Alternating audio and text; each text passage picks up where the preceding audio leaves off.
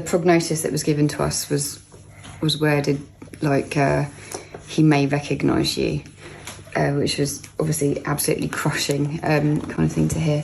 But he's just doing so well in comparison to that outlook, that bleak outlook that was given to us at the beginning.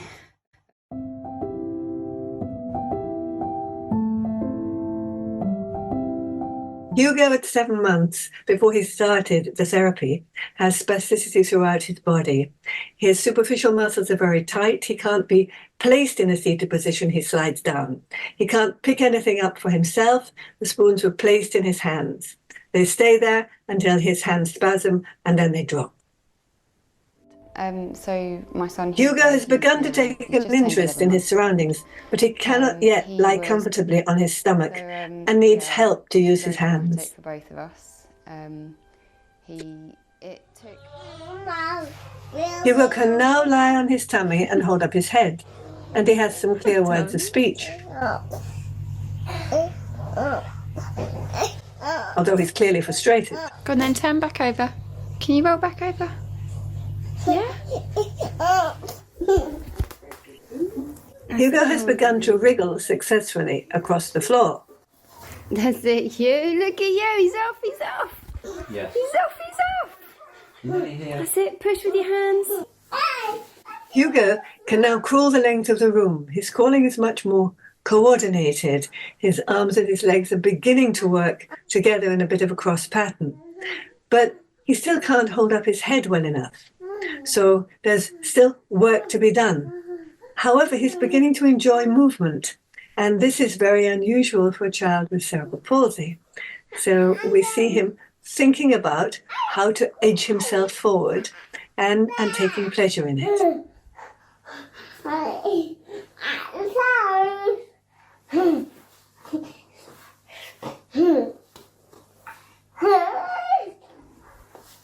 Really good, baby. Come on. Oh, that was wonderful. Well done. That was the best ever. Well done. Best ever so far. Push up. Push yourself up. Hello. I want the last one. Yeah. Hello, Ken.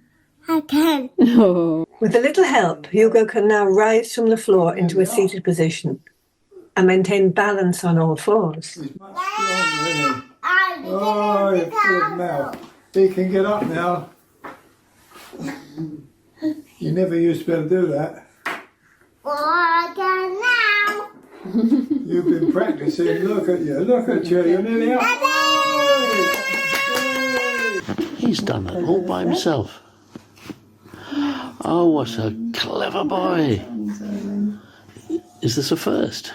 Yeah, it is. It is a We've been first. waiting ages. He can now rise from the floor without help, That's good.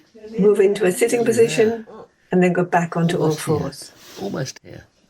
I fell over because my arms were hurting.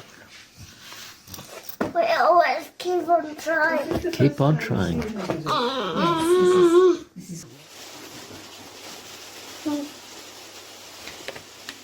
Hugo now has beautifully controlled hand movement. He can play.